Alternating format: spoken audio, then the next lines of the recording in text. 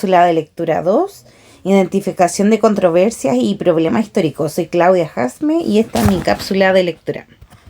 Bueno, el primer texto que me tocó leer fue La Reforma Luterana del autor Castro. Y bueno, la tesis que identifiqué acá fue el quiebre de la unidad cristiana y por ello surge una nueva generación religiosa. Y como también el conflicto, controversia, es que Martín Lutero buscaba reparar la fe cristiana, pero la fragmentó. Entonces, abordando un poco de lo que se habló en el texto, es que la reforma protestante de Martín Lutero causa una ruptura estructural del mundo tardío medieval europeo. Y esto también se debe a que en el siglo XIV a XVI Europa también atraviesa por una crisis espiritual. Y tenemos que acordarnos que también surgen los caminos intelectuales como la libertad del pensamiento. Entonces, lo que causa en la espiritualidad es que Martín Lutero finalmente, a través de publicar sus 95 tesis, descompone la unidad cristiana. Y bueno, los efectos que tiene publicar estas 95 tesis, por un lado fue separar la cristiandad y dar origen a las iglesias protestantes. Y por otro lado, finalmente lo que pasa también con esto es que se culminan las tensiones entre la iglesia y la sociedad medieval que estaban ocurriendo en ese entonces. Y bueno, abordándolo, desde los autores, se señala que para algunos historiadores Lutero busca una religión más pura, no reacciona contra los abusos morales, sino que desea una religiosidad auténtica, donde la fe cristiana sea realmente como Cristo lo habría predicado. Y también pasamos al segundo texto que me tocó leer, que es La fabricación de Luis XIV, del autor Burke. Y la tesis que logro identificar acá es la fabricación de la imagen de Luis XIV a través de lo largo de su reinado, que ello se representa a través de simbolismo. El conflicto o controversia que surge acá es el poder simbólico versus el real en el que se magnifica su reinado. Y bueno, lo que se aborda en el texto es que se construye la imagen de Luis XIV a través de su reinado con símbolos. La imagen se construyó por medio de varias representaciones como teatro, pintura, ceremonia, que se difundía a través de relatos, arco de triunfo, alabanzas, obra de teatro, entre más. ¿Y qué es lo que se pretende con esto también?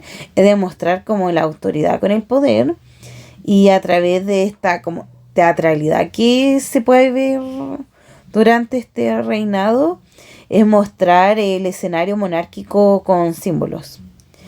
Y también el autor habla de que es un proceso de construcción de un sujeto propio histórico que participa de la construcción también de su propia imagen.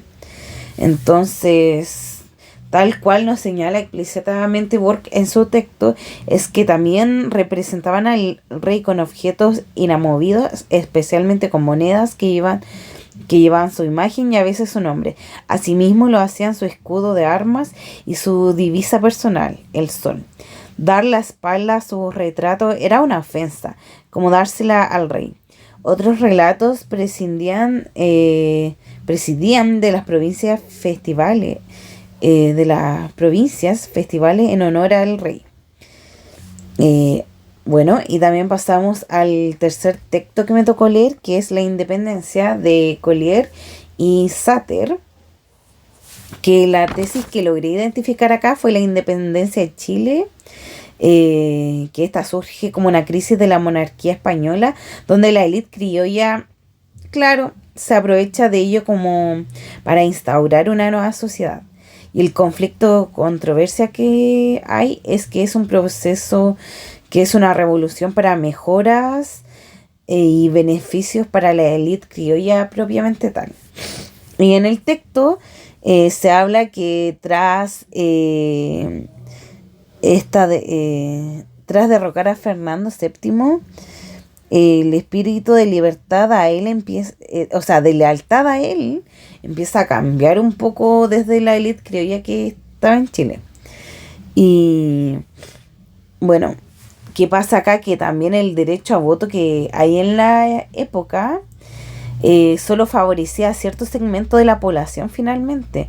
Entonces los beneficios de la independencia eran propiamente tal para unos pocos más que para todos los sujetos chilenos.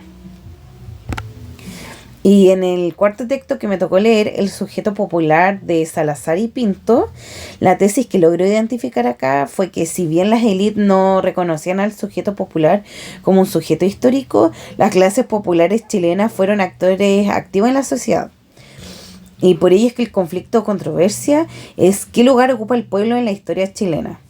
Y bueno, lo que nos hablan un poco acá en este texto es que hay cambios de la identidad del sujeto de la clase popular a través de la época de la historia de Chile, específicamente desde la época de la colonia hacia la independencia. Y los individuos tienen conciencia de lo que lleva a tener la voluntad de fluir sobre su yo y sus circunstancias, y eso lo hace un actor social porque influye sobre su propio destino. Y finalmente este sujeto popular es un ser destinado a hacer la revolución.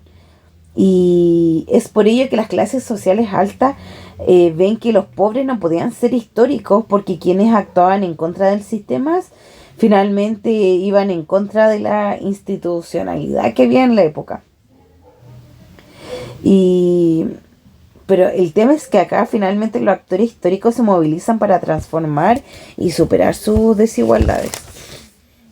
Y tal como nos señala explícitamente los autores, es que mirados desde la óptica de grupos dirigentes, los pobres no podían ser históricos ya que eran una masa sometida a incapacidades que Portales metaforizó en un concepto de numerosas veces recordado en estas páginas, que es el peso de la noche. Para que un individuo pudiese ser considerado un actor social e histórico, debía profesar esas ideas. De lo contrario, su historicidad no era reconocida. Y bueno, nos trasladamos al quinto y último texto que leí para esta cápsula, que son Los prohombres y lo extinto, del autor Aramburu. Y la tesis que logro identificar acá es que en la historia de la región de Magallanes se visualiza al pueblo Selknam como un pueblo desaparecido y no extinto bajo la colonia europea. Y el conflicto o controversia que surge acá es desaparición o extinción, construcción de una identidad sin el pueblo indígena que habitó esas tierras con una extinción brutal. Y lo que se aborda en este texto es que la memoria de la región de Magallanes la construyeron en base a una identidad ocultando el genocidio Selknam. De hecho, se habla que desaparecieron, pero no del genocidio en la historia. Y bueno, esto fue a causa de que en 1880 aproximadamente la ocupación de Tierra del Fuego y Magallanes propiamente tal fue invadido por la ganadería ovina que trajeron los colonos europeos, y se impuso tanto esta actividad que cambió drásticamente la ocupación de esas tierras, y finalmente 20 años después, a través de cazar indios y deportarlos a otros lugares con extrema violencia, es que finalmente la población Selknam fue exterminada. Y turísticamente pasa eso, que allá se habla como de un pueblo desaparecido y no la extinción que significó. Y eso también se debe a que históricamente se justificó este exterminio como un proceso colateral del progreso, de la actividad que fue en esa época como para la economía y la sustentabilidad de esa región. Y finalmente lo que pasa con esta identidad de la región de Magallanes, que se construyó a partir de la colonización europea y excluyó a los pueblos indígenas que alguna vez habitaron en ese territorio. Entonces, a través de haber presentado estos textos, yo identifiqué que la tesis en común de estos textos es la identidad de los pueblos o de los sujetos del pueblo, dado que eso es como lo que se propone en los textos, cómo los sujetos o los pueblos en masa se transforman su propio destino a través de intervenir activamente en sus propios destinos. Y bueno, estos textos lo hablé en orden cronológico a partir de la Reforma Luterana, que aborda el mundo tardío medieval europeo. Luego nos trasladamos aproximadamente a los siglos XIV, XVI, con la fabricación de Luis XIV, que finalmente este simbolismo perduró en lo que fue esa historia monárquica. Nos trasladamos también a la independencia y con el texto de la independencia, donde también acá se habla del sujeto popular tanto en la colonia hasta la independencia. Y también post-independencia y colonización se aborda la identidad de la región de Magallanes, que es como un proceso que pasó casi hace 2 siglos atrás, si es que. Entonces, los periodos históricos que se abordan en estos textos finalmente confluyen como en la identidad de los pueblos que se tuvo a través de estos tiempos históricos. Y yo creo que no hay ideas que se contradigan en los textos. Es más, yo creo que se complementan los unos a los otros a partir de la identidad de los pueblos, de los sujetos del pueblo. Dado que se ve que finalmente los sujetos son actores históricos activos propios de lograr mejoras para ellos o representarse identitariamente en la historia. Y creo que el cambio de la interpretación histórica a través del tiempo es que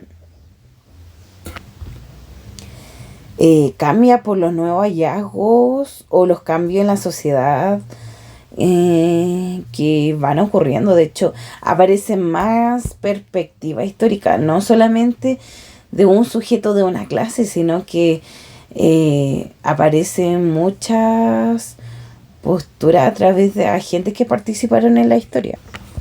Y es por ello también que yo creo que es necesario enseñar las controversias históricas hoy en las escuelas, porque no hay solamente una fuente o una versión de cómo sucedieron los hechos en la historia, sino que a través de todos los agentes de participación, a través del registro de fuentes o de sus relatos propiamente tal, es que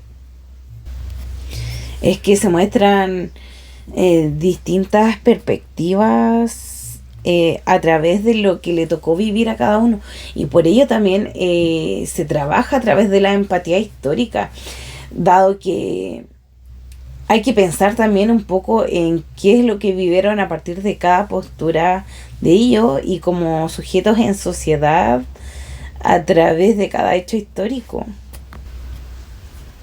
así como qué es lo que sintieron ellos, como también qué piensan de lo que los pasó, de que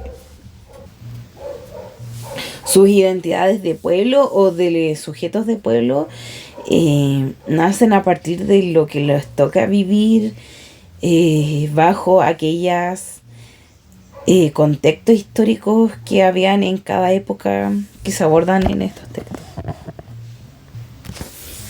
Y bueno, esa ha sido mi cápsula 2. Y acá están las referencias bibliográficas también. Y eso ha sido todo. Muchas gracias.